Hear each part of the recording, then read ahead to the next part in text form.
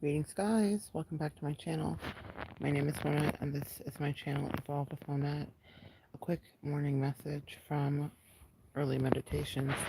You do not truly know someone unless you fight them.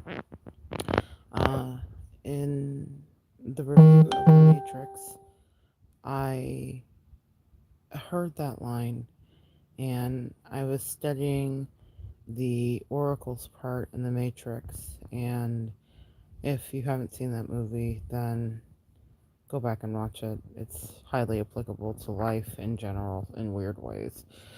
But the one thing that stood out to me was the fight scene between Neo and Seraph. And Seraph is there essentially to test him. He's not there to kill Neo, and Neo's not there to kill him. He is there to see if he has the skill set, which means that he would be ready to ascend to the next level of the challenges in the Matrix. I thought that this was quite symbolic for empaths. For those of you that are new here, I'm a professional intuitive empath, and I have had my fair share of spiritual warfare battles and fights. And when I heard this quote, I thought it's absolutely right. In discovering myself and my strengths and my weaknesses, it's been in fights and not actual ones, because that's not my physical reality, but it has been my mental and emotional and spiritual reality. And if you are a practitioner, or you are a light worker, or you are whatever moniker you ascribe to yourself, because you are whatever you say you are, words are incredibly powerful, you will be tested, and you will have someone test you. And I remember some of my first battles that were prolific with narcissists, where I was so uncomfortable. One specifically, in my mid 20s, and it was a completely platonic friend who I really felt like treated me like a sister and said I was as much. And she came from a big family of sisters, but the way she fought, it was destructive. And I remember feeling so much toxicity. But she was prepared for battle because she had spent her formative years dealing with that toxicity, not just being nurtured by a mother who was a narcissist, but fighting all of her sisters and all of the jealousies. I'm not a big watcher of the Kardashians. I am not a faithful fan whatsoever, but they are part of the zeitgeist. They're part of our verbal lexicon and part of our social lexicon. They have cachet in their own way, socially, and they are a group of sisters. And for some reason, recently, I saw them come across some shorts where Kim was actually fighting with Courtney. And I didn't know that that was a thing that they did. It seems déclassé to be fighting that way on TV for the way that they purport themselves to be. However, I digress. It reminded me of the narcissist and her family.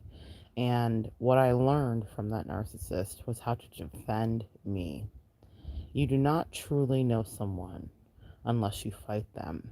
I used to describe her style of fighting as 9/11. We would be having a mere discussion. It could be random. It could be about Jay Z and P. Diddy. That's actually a discussion that we had at one point, and I predicted accurately that Jay Z was the one to be. This was many, many years ago, but she was from New York, just like me, meaning that she grew up in New York. I was born in New York, but she was a huge P. Diddy fan, and I don't know if it was because of my psychic gifts, but I definitely could see the limitations of P. Diddy. That doesn't mean that he wasn't going to be prolific financially and have multiple business, but he is renowned for a certain thing, which is kind of not being fair to his artists and the rest.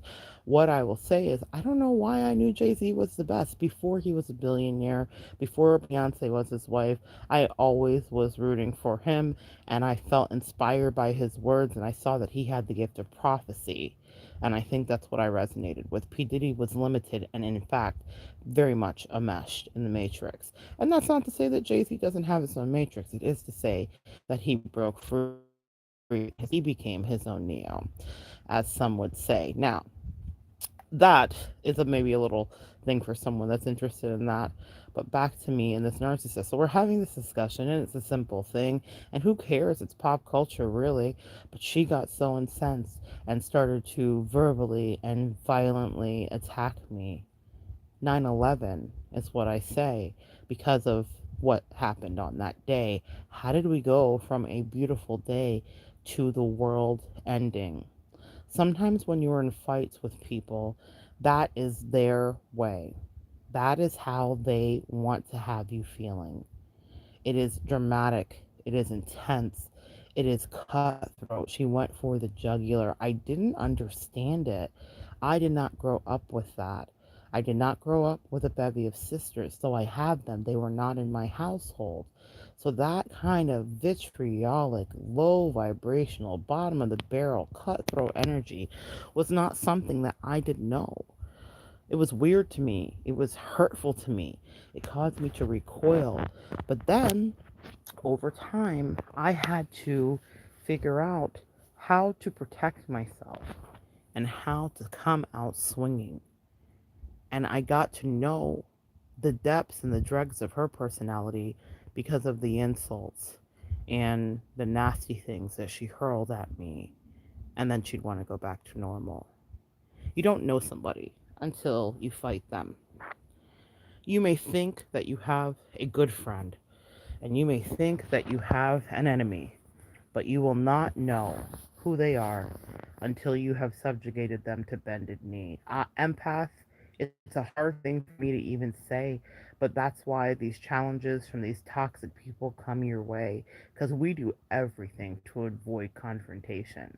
Usually coming from places where we were abused, and that was our baseline. We avoid confrontation. I know it's what I did. And my angels and ancestors allowed me to be drug in, God bless, with some of the worst narcissists because they said I was no longer a kid. I had to stick up for myself.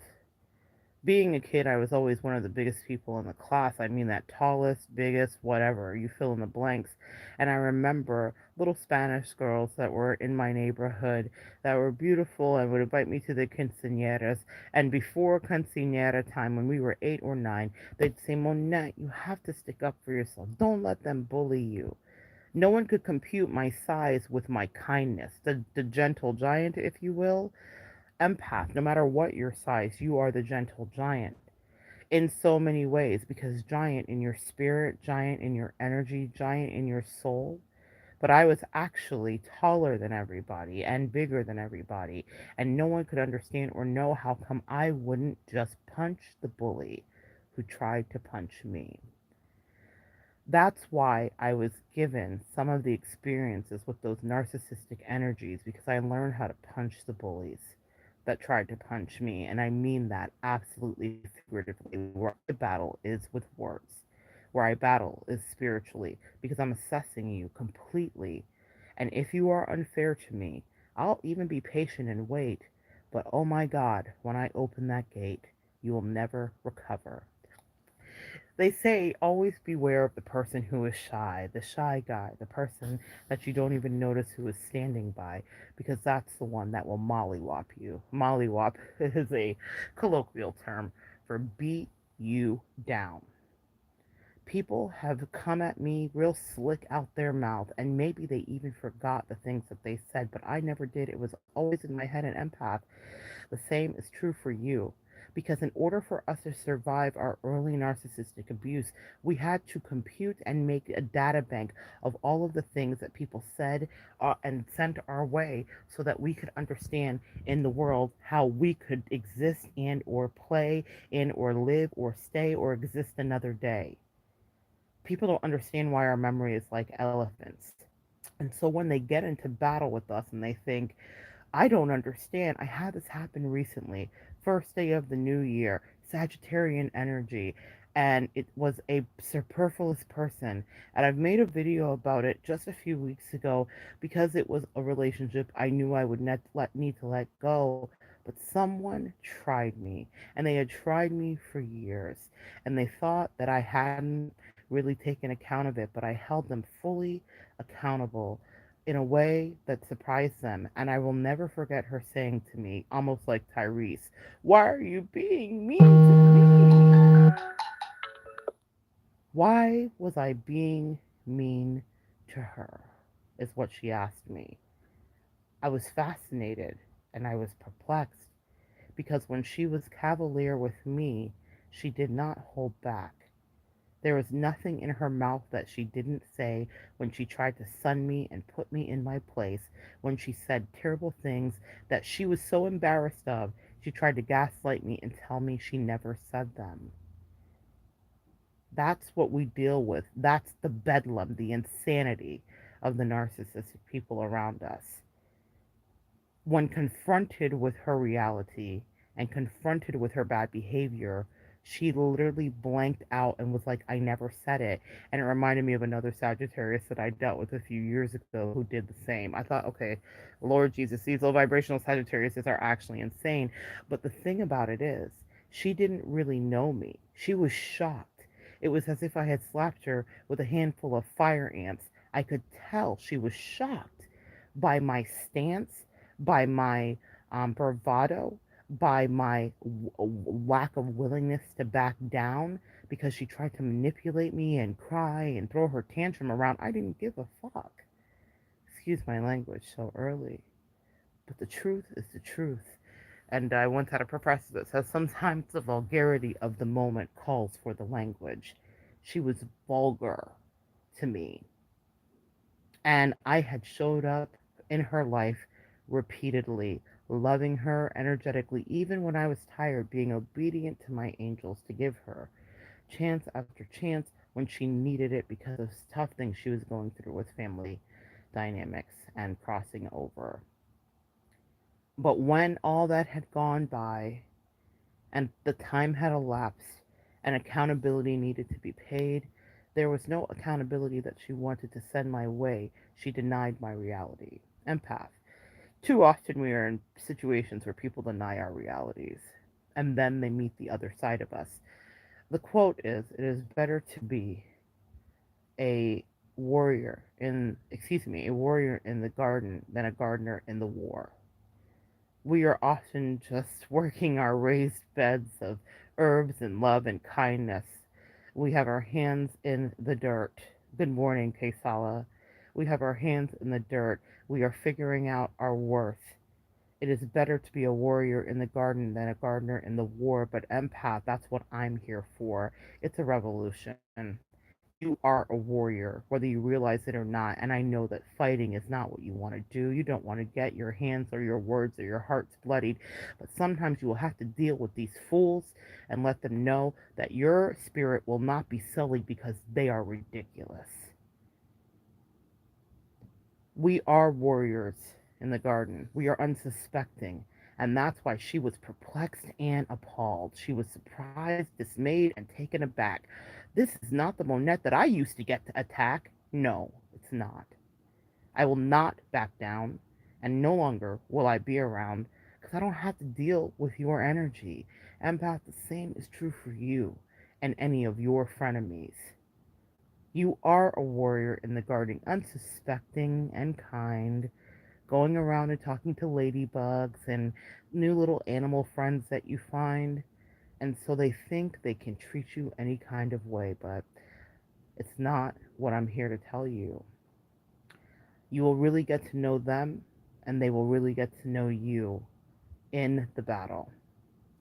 People know things about me now that they didn't even understand were possible. They understand how much they greatly underestimated me. They understand how I had assessed the levels of their dirty and duplicity. They understand what lowlifes and dregs of society they are because I have a way with words.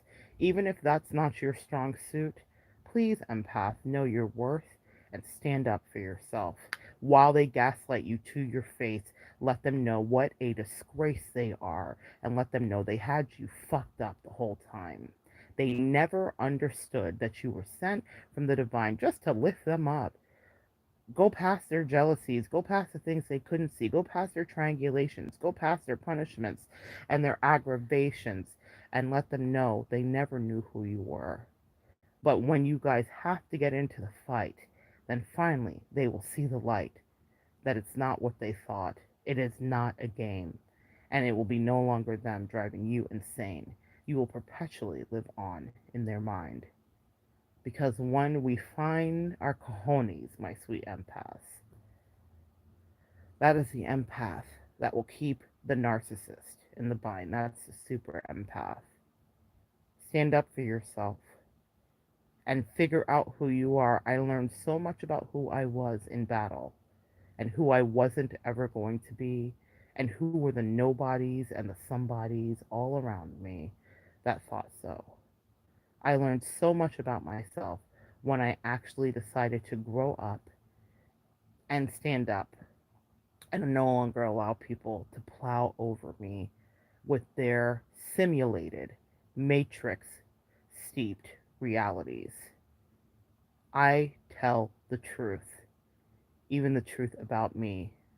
There are things that I didn't like. There are things about myself I didn't want to see. But when you are in battle, you have crystal clarity. There is no pretense.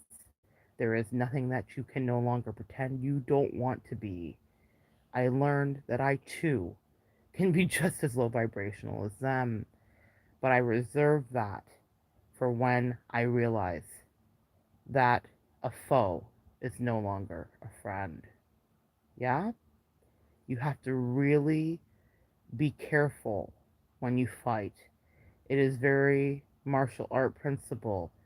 Just because you can finish them doesn't mean that you should, but if you have to, then finish them good.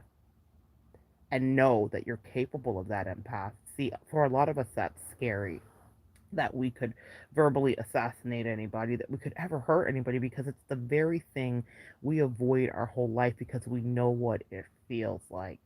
Quite literally, the definition of empathy. We know what it feels like to be hurt, to be trampled into the dirt, to have someone not value us or see our worth. But they have people that we find ourselves immersed with and trying to help. Sometimes they're trying to send us to hell so they can live in their version of the Matrix heaven. In my life, it will never happen again. There is a death dirge to the old me, and that's okay.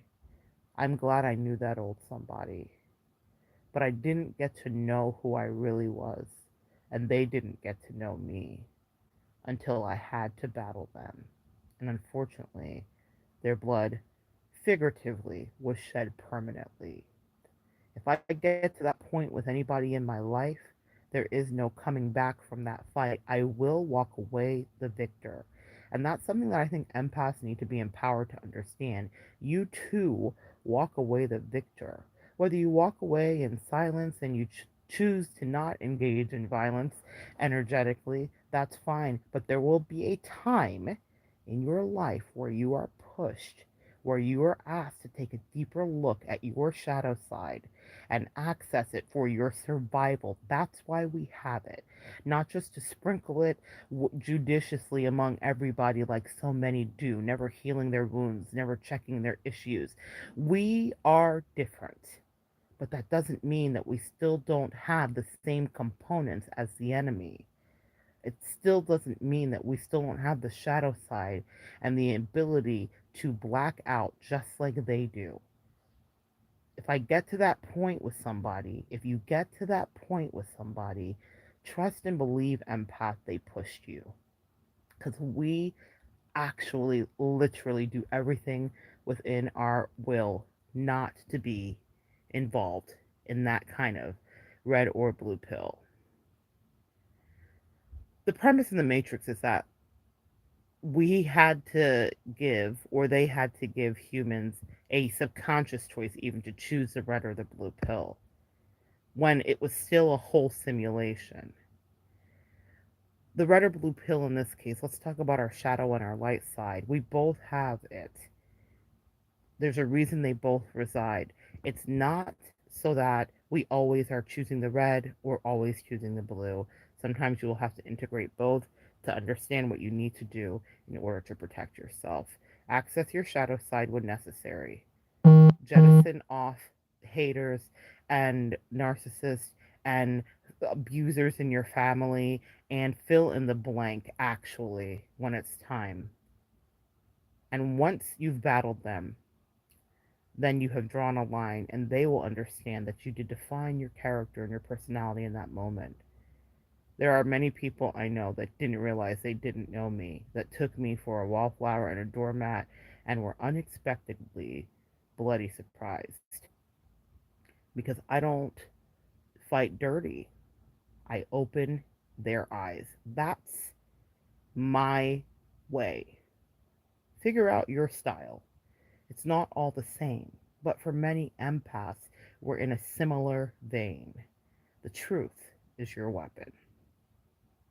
And that, my sweet empaths, this morning is your lesson. You don't know somebody until you fight them. And they don't know you until they push you into doing the thing you never wanted to do and you end them. Message. Thanks, angels. I love you guys so much. Come back and join me next time, and we will continue to evolve together.